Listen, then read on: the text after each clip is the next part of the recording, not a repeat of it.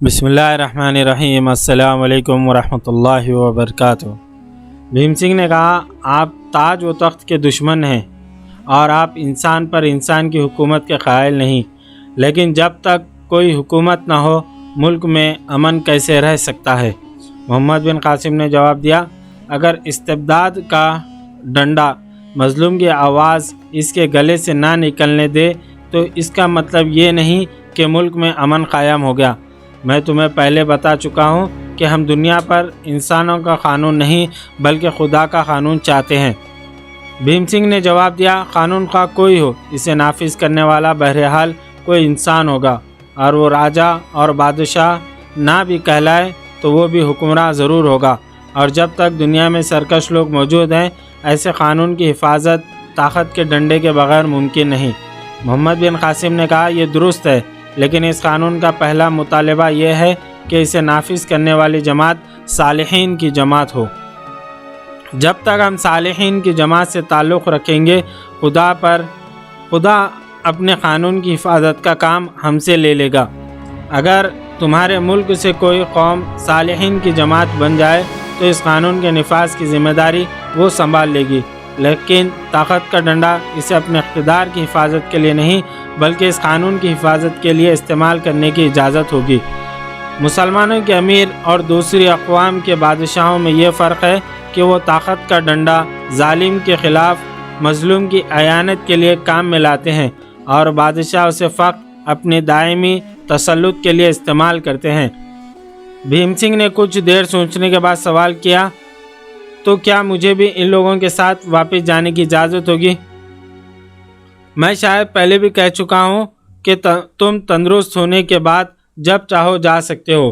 بھیم سنگھ نے کہا، میں سفر کے قابل ہوں، اگر آپ اجازت دیں تو کل ہی روانہ ہو جاؤں۔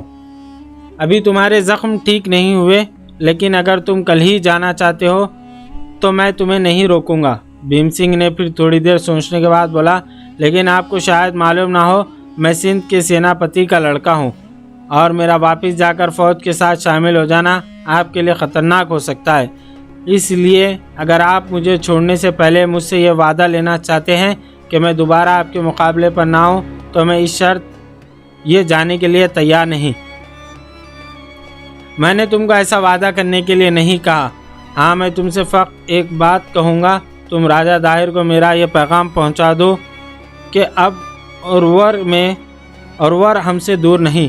اگر اس نے عرب قیدیوں کے ساتھ برا سلوک کیا تو اس کے لیے اچھا نہ ہوگا۔ بھیم سنگھ نے جواب دیا، میں یہ وعدہ کرتا ہوں، اور مجھے امید ہے کہ جب اسے میرے زخمی سپاہیوں کے ساتھ آپ کے سلوک کا پتہ چلے گا تو یقیناً متاثر ہوگا۔ میں نیکی کا بدلہ نہیں چاہتا، میں صرف یہ چاہتا ہوں کہ تم اس کی آنکھوں سے غرور کی پٹی اتار دو، اور اسے یہ بھی بتا دو کہ وہ آتش فشاں پہاڑ کے دہانے پر کھڑا ہے۔ اس گفتگو کے دوران میں نے شاید کوئی تلخ بات کہہ دی ہو۔ اگر تمہیں اس بات سے رنج پہنچا ہو تو مجھے ایک انسان سمجھ کر درگزر کرنا۔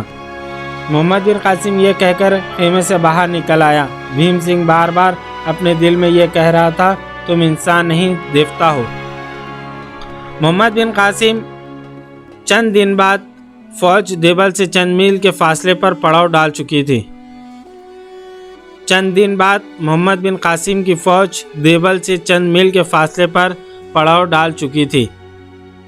رات کے تیسرے پہر اس نے اٹھ کر نماز تہجد ادا کی اور زبیر کو ساتھ لے کر پڑاؤ کا ایک چکا لگایا۔ دن بھر کے تھکے ماندے سپاہی گہری نیند سو رہے تھے۔ پہرے دار اپنی اپنی جگہ پر چوکس کھڑے تھے۔ سمندر کی نمی سے خشک ہوا میں چند ساعتیں سونے کی وجہ سے محمد بن قاسم اپنے اعضاء میں کسل محسوس کر رہا تھا۔ اس نے زبیر سے کہا، آؤ زبیر، اس ٹیلے پر چڑھیں، دیکھیں اس چوٹی پر پہلے کون پہنچتا ہے۔ ہوشیار، 1 2 3۔ دونوں بھاگتے ہوئے ٹیلے کی چوٹی کے قریب پہنچے۔ محمد بن قاسم زبیر سے چند قدم آگے جا چکا تھا، لیکن اوپر سے پہرے دار نے آواز دی، ٹھہرو، کون ہے؟ محمد بن قاسم نے رک کر جواب دیا، محمد بن قاسم۔ پہرے دار نے آواز پہچان کر کہا، سالار اعظم، آپ مطمئن رہے، ہم اپنے فرائض سے غافل نہیں۔ اتنی دیر میں زبیر بھی محمد بن قاسم سے آ ملا۔ محمد بن قاسم نے سمندر کی تر و تازہ ہوا میں چند سانس لیے اور چاروں طرف نگاہ دوڑائی۔ 16वीं रात की चांदनी में सितारों की चमक मांद पड़ चुकी थी। फिजा में इधर उधर उड़ने वाले जुगनू सुबह के चिराग नजर आते थे। चांद की रोशनी ने नीलंगों समंदर को एक चमकता हुआ आईना बना दिया।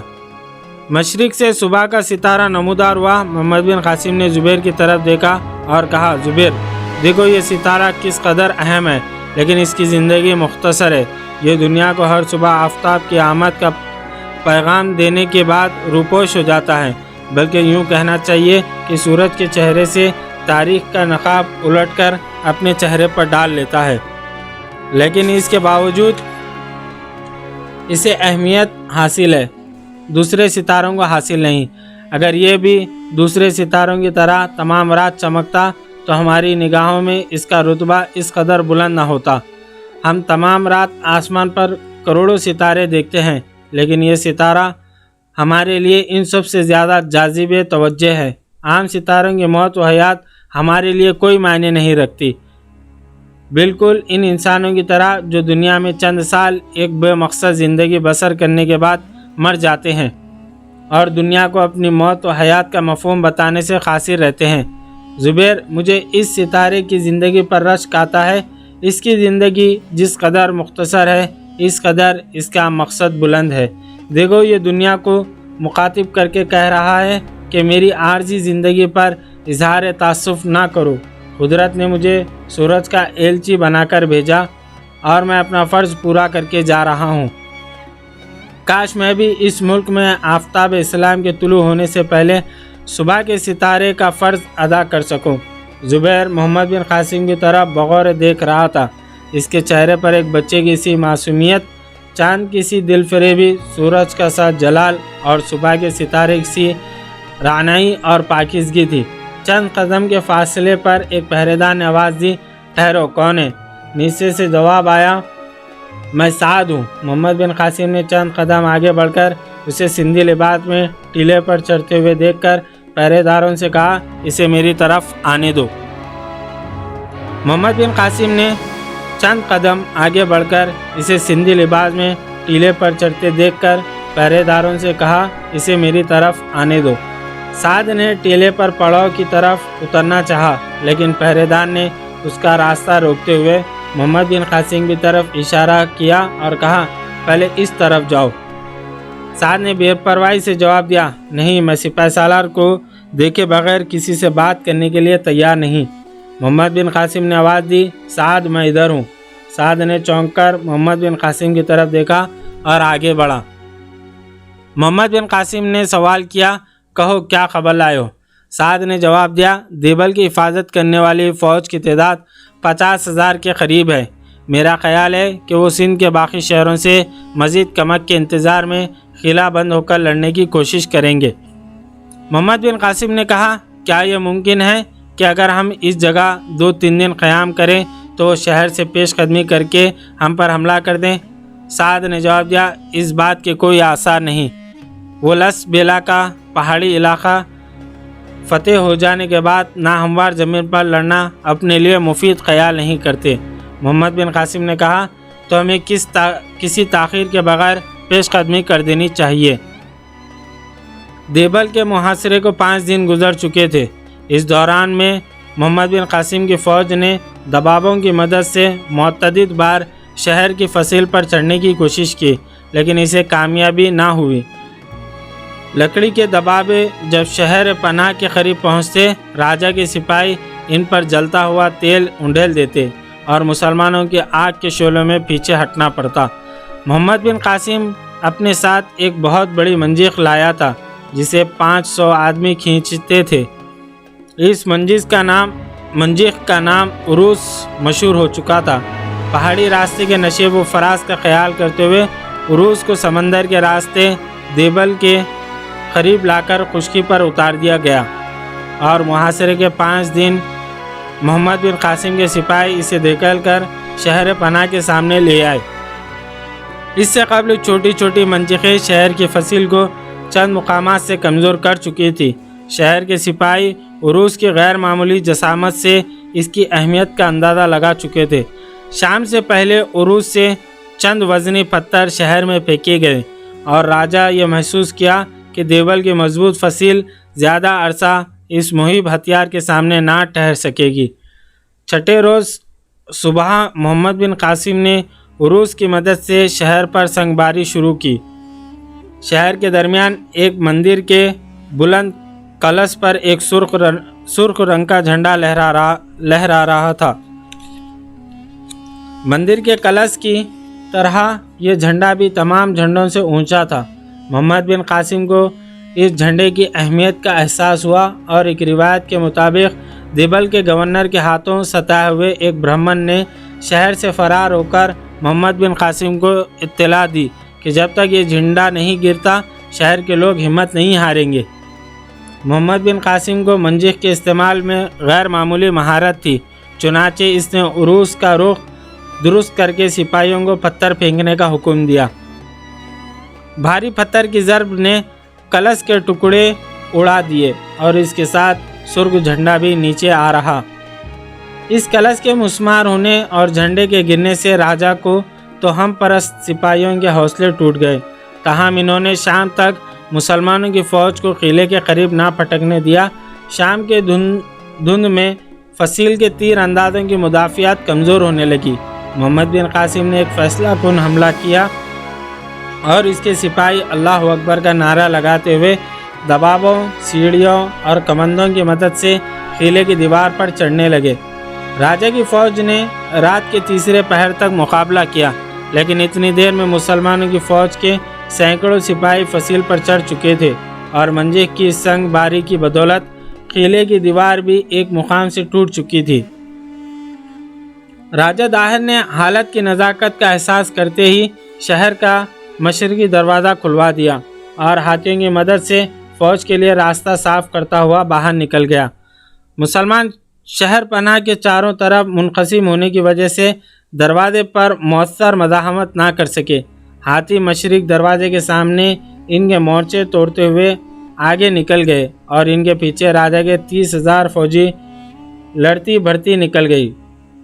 محمد بن قاسم کی فوج نے چاروں طرف سمٹ کر دروازے پر حملہ کر دیا اور باقی سپاہیوں کے راستے میں مضبوط صفیں کھڑی کر دی۔ انہوں نے راجا کی محبت سے زیادہ اپنے انجام سے خوف زدہ ہو کر باہر نکلنے کا راستہ صاف کرنے کے لیے چند زوردار حملے کیے، لیکن مسلمانوں نے آنکھ کی آنکھ میں دروازے کے سامنے لاشوں کے ڈھیر لگا دیے۔ وہ بددل ہو کر پیچھے ہٹے اور مسلمان کی فوج پانی کے ایک زبردست ریلے کی طرح شہر کے اندر داخل ہو گئی۔ اتنی دیر میں کئی دستے مختلف راستوں سے شہر پناہ کے اندر داخل ہو چکے تھے۔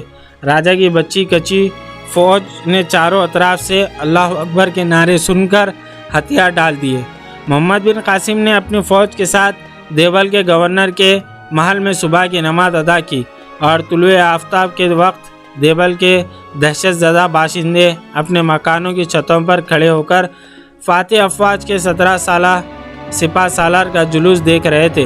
قلعے کی فتح کے بعد محمد بن قاسم نے جن اسیران جنگ کو آزاد کیا تھا اور جن زخمیوں کی مرہم پٹی کی تھی، وہ عوام کو ہندوستان میں ایک نئے دیوتا کی آمد کا پیغام دے چکے تھے۔ اس کی نوجوانی، شجاعت اور رحم کے متعلق ایسی داستانیں مشہور ہو چکی تھی جن کی صداقت پر استبدادی حکومت کے ستائے ہوئے عوام اعتبار کرنے کو تیار نہ تھے۔ گزشتہ چند دنوں میں دیوبل کے شہریوں کو راجا کی فوج کے سپاہی سخت اذیتیں دے چکے تھے۔ دیوبل میں راجا کی فوج کی آمد کے بعد ان کے گھر اپنے نہ تھے۔ سپاہی رات کے وقت شراب کے نشے میں بدمست ہو کر لوگوں کے گھروں میں آ گھستے اور لوٹ مار کر کے نکل جاتے۔ صبح کے وقت شرم و حیا کی دیویاں پھٹے ہوئے پیرہن اور بکھرے ہوئے بالوں کے ساتھ بازاروں میں گشت لگانے والے افسروں کو اپنی مظلومیت کے قصے سناتی، لیکن انہیں شرمناک قہقہوں کے سوا کوئی جواب نہ ملتا۔ اپنے راجا کی فوج کا یہ سلوک دیکھ کر دیوبل کے باشندے محمد بن قاسم کے رحم کے متعلق کئی داستانیں سننے کے باوجود فاتح لشکر سے نیک سلوک کی توقع رکھنے کے لیے تیار نہ تھے۔ لیکن جب محمد بن قاسم کی فوج اپنے سالار کی طرح نگاہ نیچے کیے دیوبل کے ایک بازار سے گزر رہی تھی، اس کی شباہت آہستہ آہستہ دور ہونے لگی۔ और मर्दों के अलावा औरतें भी मकानों की छत पर चढ़कर खड़ी हो गई। जब मोहम्मद बिन कासिम शहर का चक्कर लगाने के बाद दोबारा महल के करीब पहुंचा, एक नौजवान लड़की ने भागकर इसके घोड़े की लगाम पकड़ ली और होंठ भींचते हुए मोहम्मद बिन कासिम की तरफ मुल्तजी निगाहों से देखने लगी। इसके बाल बिखरे हुए थे, खूबसूरत चेहरे पर खराशों के निशान थे, आंखें गम व गुस्से के बाद सुर्ख थी। मोहम्मद बिन कासिम को गुलाब की एक ऐसे फूल से मुशाबा नज़र आती जिसे किसी बेरहम हाथों ने मसल डाला हो। इसने तर्जुमान की वासत से कहा, खातून, अगर ये मेरे किसी सिपाही का फ़ेल है तो मैं इसे तुम्हारी आंखों के सामने कत्ल कर दूंगा। लड़की ने मनफी में सर हिलाया, इसके होंठ कपकपाए और आंखों से आंसू के धारे बह निकले। एक उम्र रसीदा आदमी आगे बढ़ा और उसने हाथ बांधकर कहा, अन्नदाता, ये उन कई मजलूम लड़कियों में से एक है जो राजा के सिपाहियों की बर्बरियत का शिकार हो चुकी हैं। आपसे इंसाफ मांगने आई है। नासिरुद्दीन ने इस उम्र रसीदा शख्स की तर्जुमानी करते हुए मोहम्मद बिन कासिम को यह बताया कि देवल का पुरोहित है। मोहम्मद बिन कासिम ने जवाब दिया, आप मेरे सामने हाथ ना बांधे। इस लड़की की दाद रसी मेरा सबसे पहला फ़र्ज़ है। राजा के 12,000 सिपाही हमारी क़ैद में हैं। आप इसे वहाँ ले जाएं। अगर मुजरिम इनमें से कोई हो तो मैं इसे आपके हवाले कर दूंगा, वरना मैं इस मुल्क के आखिरी हदूद तक इसका ताक़ुब करूंगा। लड़की ने कहा, मेरा मुजरिम देवल का गवर्नर है। इसने परसों मेरे पिता को कैद कर लिया था और मुझे यहाँ तक कहकर इसकी आवाज़ भर गई और आंखों से एक बार आंसू बहने लगे। मोहम्मद बिन कासिम ने अपने सालार को बुलाया, मैं देवल के तमाम कैदियों को आज़ाद करने का हुक्म देता हूँ, तुम कैद खाने के दरवाजे खुलवा दो। अगले दिन देवल के सबसे बड़े मंदिर का पुरोहित पुजारियों के सामने अरब के एक नौजवान के रूप में भगवान के एक नए अवतार की आमद का प्रचार कर रहा था और देवल का सबसे बड़ा संग तराश देवल के मुहस्सिन के लिए मोहब्बत और अक़ीदत के जज्बात से सरशार होकर शहर के बड़े मंदिर की जीनत में इजाफा करने के लिए अरब के कमसीन और नौजवान सालार की मूर्ति तराश रहा था। मोहम्मद बिन कासिम ने जंग में मक़तूलीन के विरसा के लिए माक़ूल वज़ाइफ मुक़र्रर किए। नासिरुद्दीन को देवल का गवर्नर मुक़र्रर किया। नक़द रकम इस मंदिर की मरम्मत के लिए मखसूस की, जो मंजीर के पत्थर का निशान बनकर मुस्मार हो चुका था। 10 दिन बाद इसने नेरोन का रुख किया। इस अरसे में इसके हुस्न सुलूक से देवल के बाशिंदों पर इसकी तलवार के ज़ख्म मुंदमिल हो चुके थे। रुखसत के वक्त हज़ारों मर्दों, औरतों और बूढ़ों ने एहसानमंदी के आंसू के साथ इसे अलविदा कही। इसकी फ़ौज में देवल के 5,000 सिपाही शामिल हो चुके थे। मोहम्मद बिन कासिम ने रुखसत होने से पहले ज़ुबैर, नाहिद, खालिद और जहरा को नासिरुद्दीन के साथ ठहरने की इजाज़त दी, लेकिन इन्होंने शहर के महलात में आराम करने के बजाय जंग के मैदान में बेआरामी के दिन और रातें काटने को तरजीह दी। ताहम ज़ुबैर और खालिद ने मोहम्मद बिन कासिम की राय से इत्तेफाक करते हुए नाहिद और ज़ुबैर को देवल में छोड़ दिया। नेरोन के एक वसी कमरे में राजा दाहिर सोने की एक कुर्सी पर रौनक अफरोज था। उदय सिंह की अफवाज का सेनापति और जय सिंह सिंध का वाली अहद इसके सामने खड़े थे। उदय सिंह ने कहा, महाराज, अगर इजाज़त हो तो भीम सिंह को अंदर बुला लो। राजा ने तल्ख लहजे में जवाब दिया, मैं इसकी सूरत नहीं देखना चाहता। अगर वो तुम्हारा बेटा ना होता तो मैं इसे मस्त हाथी के आगे डलवा देता। उदय सिंह ने कहा, महाराज, वो बेकसूर है। अगर हम 50,000 फ़ौज के साथ देवल की हिफाजत नहीं कर सकते तो वो 20,000 सिपाहियों के साथ इसका रास्ता कैसे रोक सकता था। लेकिन ये दावा करके गया था कि दुश्मन को पहाड़ी इलाके से आगे नहीं बढ़ने देगा। इसने ये कहा था कि अगर दुश्मन की फ़ौज हमारे 20,000 सिपाहियों के पत्थरों की बारिश में दब कर ना रह गई तो वह वापस आकर मुंह नहीं दिखाएगा। महाराज, मैंने कभी इसकी तायद नहीं की। मुझे दुश्मन की शुजाअत के मुतालिक कोई गलत फहमी ना थी। अगर देवल में हमारे 50,000 फौजी तीरों की बारिश में कमंदे डाल कर फसिल पर चढ़ सकते हैं तो 20,000 सिपाही के खतर इन्हें पहाड़ों पर कब्जा जमाने से नहीं रोक सकते। राजा ने गरज कर कहा, मेरे सामने देवल के 50,000 सिपाहियों का नाम ना लो। उनमें निस्फ के करीब देवल के डरपोक ताजिर थे। काश मुझे मालूम होता کہ پرتاپ رائے نے دیبل کے خزانے سے سپاہیوں کے بجائے بھیڑیے پال رکھی ہیں۔ ادے سنگھ نے کہا مہاراج میں شروع سے اس بات کے خلاف تھا کہ آپ دیبل جائیں۔ راجا کا شکست کھا کر بھاگنا فوجوں پر بہت برا اثر ڈالتا ہے۔ راجا نے کہا بھگوان کا شکر ہے میں نے تمہارا کہا نہیں مانا، ورنہ یہ 30,000 فوج بھی بچ کر نہ پہنچتی۔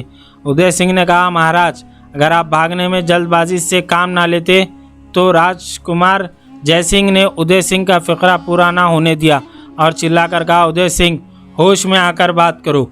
مہاراج کو اس لیے دیبل چھوڑنا پڑا کہ ان کے ساتھی تمہاری طرح نکمے اور بزدل تھے۔ ادے سنگھ کی قوت برداشت جواب دے چکی تھی، تاہم اس نے ضبط سے کام لیتے ہوئے کہا راجکمار آپ جانتے ہیں کہ بھیم سنگھ بزدل نہیں، وہ آپ کے ساتھ کھیلا ہے۔ وہ بزدل نہیں لیکن بے وقوف ضرور ہے، پھر بھی میں پتا جی سے کہوں گا کہ اسے یہاں حاضر ہونے کا موقع دیں۔ راجا نے جے سنگھ کی طرف دیکھا اور پھر ادے کی طرف متوجہ ہو کر کہا بلاؤ اسے۔ ادے سنگھ نے دروازے پر ایک سپاہی کو اشارہ کیا اور وہ باہر نکل گیا۔ تھوڑی دیر میں بھیم سنگھ اندر داخل ہوا اور ادب بجا لانے کے بعد ہاتھ باندھ کر کھڑا ہو گیا۔ راجا نے پوچھا تم شکست کے بعد سیدھے دیبل کیوں نہ پہنچے؟ بھیم سنگھ نے جواب دیا مہاراج مجھے یہ علم نہ تھا کہ آپ دیبل پہنچ جائیں گے، اور میں نے آپ سے چند ضروری باتیں عرض کرنے کے لیے نیرون پہنچنا ضروری خیال کیا، لیکن تمہارا فرض تھا کہ تم رہی سہی فوج کے ساتھ دیبل میں پہنچ جاتے۔ مہاراج کو شاید معلوم نہیں کہ میں زخمی ہونے کے بعد چند دن دشمن کی قید میں رہا، اور جب میں آزاد ہوا میرے ساتھ صرف چند سپاہی تھے اور انہیں کسی محفوظ مقام پر پہنچانا میرا فرض تھا۔ راجا نے کہا بھیم سنگھ دیبل اور بیلا کی جنگوں میں ہماری شکست کی ذمہ دار فقط تم ہو۔ اگر تم پہاڑوں میں دشمن کا راستہ روک سکتے تھے تو ہمیں دیبل میں ناکامی کا منہ نہ دیکھنا پڑتا۔ میں نے تمہارے باپ کی مرضی کے خلاف تمہیں یہ موقع دیا تھا، اب میں یہ فیصلہ کر چکا ہوں کہ آئندہ کوئی مہم تمہارے ذمہ نہ کی جائے گی۔ بھیم سنگھ نے جواب دیا مہاراج میں خود بھی کوئی ذمہ داری سنبھالنے کے لیے نہیں تیار ہوں۔ راجا نے آنکھیں پھاڑ کر بھیم سنگھ کی طرف دیکھا اور بلند آواز میں کہا تم یہاں کیا لینے آئے ہو؟ ادے سنگھ نے جواب دیا ادے سنگھ نے اپنے بیٹے کے جواب سے پریشان ہو کر کہا مہاراج بھیم سنگھ کا مطلب یہ ہے کہ اسے بڑے عہدے کی ضرورت نہیں، وہ آپ کی فتح کے لیے ایک سپاہی کی حیثیت میں لڑنا بھی اپنے لیے باعث فخر سمجھتا ہے۔ بھیم سنگھ ان داتا تم سے خفا ہیں، ان کے پاؤں پکڑ لو۔ بھیم سنگھ نے جواب دیا پتا جی ان داتا کی تعظیم سر آنکھوں پر، لیکن میں ان کے سامنے جھوٹ نہیں بول سکتا۔ میں زخمی تھا اور دشمن کے سپہ سالار نے اپنے ہاتھوں سے میری مرہم پٹی کی، میری جان بچائی اور مجھے دوبارہ اپنے مقابلے پر آنے کا وعدہ لیے بغیر آزاد کر دیا، مجھے یہاں پہنچنے کے لیے اپنا گھوڑا دیا۔ ادے سنگھ نے مدافعت کی مہاراج ہمارا دشمن بہت ہوشیار ہے، اس کا خیال یہ ہوگا کہ وہ اس طرح چاپلوسی کر کے بھیم سنگھ کو ورغلا سکے گا، لیکن اسے کیا معلوم کہ بھیم سنگھ کے باپ دادا آپ کے نمک خوار ہیں اور اس کی رگوں میں راجپوت کا خون ہے، اور یہ آپ کے لیے اپنے خون کا آخری قطرہ تک بہا دے گا۔ بھیم سنگھ نے کہا پتا جی اگر وہ میری جان نہ بچاتا تو میرے خون کا آخری قطرہ میدان جنگ میں بہہ چکا ہوتا۔ میں نہیں جانتا کہ اس نے میری جان کس نیت سے بچائی، لیکن میں اس کے خلاف تلوار نہیں اٹھا سکتا۔ بھیم سنگھ نے اپنی تلوار اتار کر راجا کو پیش کرتے ہوئے کہا مہاراج یہ مجھے آپ نے عطا کی تھی، لیجئے۔ راجا غصے سے کانپنے لگا اور راجکمار جے سنگھ نے بھیم سنگھ کے ہاتھوں سے تلوار چھینتے ہوئے کہا بزدل کمینے۔ ادے سنگھ کہہ رہا تھا بھیم سنگھ تمہیں کیا ہو گیا؟ مہاراج سے معافی مانگو اور تمہارے تقصیر معاف کر دیں گے۔ بھیم سنگھ مجھے شرمسار نہ کرو، دنیا کیا کہے گی؟ تم کہتے تھے کہ تم مہاراج کو جنگ کے متعلق ایک ضروری مشورہ دینے آئے ہو۔ مہاراج میرا بیٹا بے قصور ہے، دشمن نے اس پر جادو کر دیا۔ بھیم سنگھ نے کہا ہاں مہاراج اس نے مجھ پر جادو کر دیا ہے، اگر آپ نے اسے سمجھنے کی کوشش نہ کی تو کسی دن اس کا جادو تمام سندھ پر چھا جائے گا۔ مہاراج میں آپ کو اس کے جادو سے بچنے کا طریقہ بتانے کے لیے آیا تھا۔ ادے سنگھ نے چلا کر کہا بھیم سنگھ بھگوان کے لیے جاؤ۔ राजा ने कहा, उदय सिंह तुम अब खामोश रहो, तुम्हारा बेटा हमारी इजाज़त से यहाँ आया और हमारी इजाज़त के बगैर नहीं जा सकता। हाँ भीम सिंह, तुम हमें दुश्मन के जादू से बचने का तरीक़ा बता रहे थे। भीम सिंह ने कहा, महाराज वो ये है कि आप अरब और सरहंदीप के कैदियों को दुश्मन के हवाले कर दें, वरना हमारे ख़िलाफ़ जो तूफ़ान अरब से उठा है वो मुझे रुकने वाला नज़र नहीं आता। राजा अचानक कुर्सी से उठकर खड़ा हो गया। तुम दुश्मन के तरफदार बनकर मुझ पर इसकी ताकत का रुआब जमाने के लिए आए हो? भीम सिंह ने इत्मीनान से जवाब दिया, महाराज आप देवल में इसे देख चुके हैं। राजा ने चिल्लाकर कहा, देवल देवल, मेरे सामने देवल का जिक्र ना करो। वहाँ मंदिर का कलश गिर जाने से तुम्हारे जैसे बुज़दिल सिपाही ने हिम्मत हार दी। महाराज मैं बुज़दिल नहीं, तो इसका मतलब ये है कि मैं बुज़दिल हूँ? कोई है? उदय सिंह ने हाथ बांध कर कांपती आवाज़ में कहा, महाराज इसकी ख़ता माफ़ कीजिए, हम 7 पुश्तों से आपके ख़ानदान की खिदमत कर रहे हैं। राजा ने झिल्ला कर जवाब दिया, मुझे तुम्हारे ख़ानदान की खिदमत की ज़रूरत नहीं। 15-20 सिपाही नंगे तलवार लिए कमरे में दाखिल हुए और राजा के हुक्म का इंतज़ार करने लगे। राजा ने भीम सिंह की तरफ इशारा करते हुए कहा, इसे ले जाओ और नेरोन के कैद खाने की सबसे तारीक कोठरी में रखो। उदय सिंह ने कहा, महाराज इसकी ख़ता माफ़ कीजिए, ये मेरा एक ही बेटा है। जय सिंह ने आगे बढ़कर राजा के कान में कुछ कहा और इसने उदय सिंह को जवाब दिया, तुम भी इसके साथ जा सकते हो। सिंध को तुम्हारे जैसे सिपाही सालार की ज़रूरत नहीं। आपके कमरे का पर्दा उठा और लाडली रानी जल्दी से राजा के करीब आकर कहने लगी, महाराज आप क्या कर रहे हैं? उदय सिंह फ़ौज का सेनापति है और फ़ौज इसके साथ बुरा सलूक बर्दाश्त ना करेगी। जय सिंह ने जल्दी से जवाब दिया, जब फ़ौज को यह मालूम हो जाएगा कि ये बाप बेटा दुश्मन के साथ मिले हुए हैं, वो सब कुछ बर्दाश्त कर लेगी। रानी ने कहा, बेटा दुश्मन सर पर खड़ा है, यह आपस में फूट डालने का वक्त नहीं। जय सिंह ने जवाब दिया, दुश्मन की आखिरी मंजिल देवल थी, वो दरियाए सिंध को कभी अबूर नहीं कर सकेगा।